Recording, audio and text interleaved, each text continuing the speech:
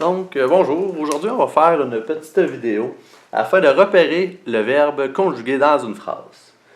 Pourquoi on fait ça? Tout simplement pour l'accorder correctement et assurer une certaine cohérence dans notre texte. Premièrement, qu'est-ce qu'un verbe? Le verbe conjugué, c'est le noyau du groupe verbal. C'est un mot, le verbe appartient à la classe des mots variables et il faut trouver son sujet afin de l'accorder correctement. Deux techniques sont possibles pour repérer le verbe conjugué dans une phrase. Premièrement, par l'encadrement. On l'encadre par ne pas. Ensuite, on peut faire varier le verbe dans le temps. Le mettre au passé, au présent et au futur. Voici un petit exemple. Dans notre phrase, Christophe parle avec Julie. Si on veut l'encadrer par ne pas, on ne peut pas dire ne Christophe pas parle avec Julie. Vous voyez, ça ne fonctionne pas. Donc, on trouve le mot avec lequel ça fonctionne. Christophe ne parle pas avec Julie. Donc, on a déjà une étape de réaliser. Ensuite, on va essayer de le faire varier dans le temps. Avant, Christophe parlait avec Julie. Présentement, Christophe parle avec Julie. Et plus tard, Christophe parlera avec Julie. Parlera avec Julie. Donc, après ces étapes, on est capable d'identifier notre verbe conjugué. Dans ce cas-ci, c'est le verbe parle qui est au présent. Et son infinitif, c'est le verbe parler.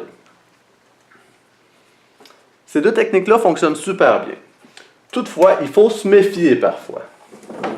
Par exemple, quand c'est l'auxiliaire avoir, il faut toujours regarder à sa droite s'il n'y aurait pas un verbe, un participe passé, qui est juste à côté de lui. Dans la phrase ici, le bébé a pleuré toute la nuit. On peut dire le bébé n'a pas pleuré toute la nuit. On pourrait dire le bébé avait pleuré toute la nuit. On pourrait dire le bébé a pleuré toute la nuit. Et si on le conjugue au futur, plus tard, le bébé aura pleuré toute la nuit. Mais il faut faire gaffe, parce qu'ici, ce n'est pas le verbe avoir qui est conjugué, qu'il faudra aller chercher dans le Becherel. C'est le verbe a pleurer. Par exemple, si on le met au passé, le bébé a pleuré toute la nuit, ou si on le met à l'imparfait, le bébé pleurait toute la nuit. Au présent, c'est le bébé pleure toute la nuit.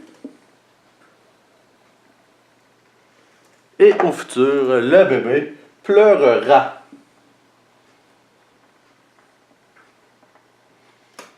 Pleurera. Donc, vous voyez, il faut faire attention quand c'est le verbe avoir, parce que ça se peut que finalement, ce ne soit pas le verbe avoir qu'il faut chercher dans le Becherel, comme dans ce cas-ci. Mais aussi, il faut faire attention au verbe être.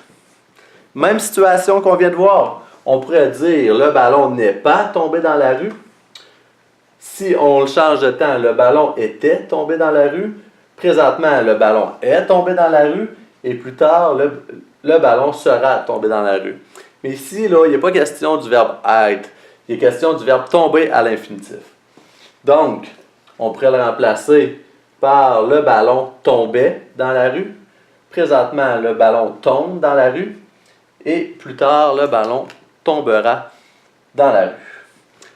Donc, on encadre notre verbe par ne pas et on le met à différents temps de verbe. Sauf, qu'est-ce qu'il faut faire attention? C'est quand il y a l'auxiliaire, quand notre verbe c'est l'auxiliaire être ou avoir, il faut faire gaffe.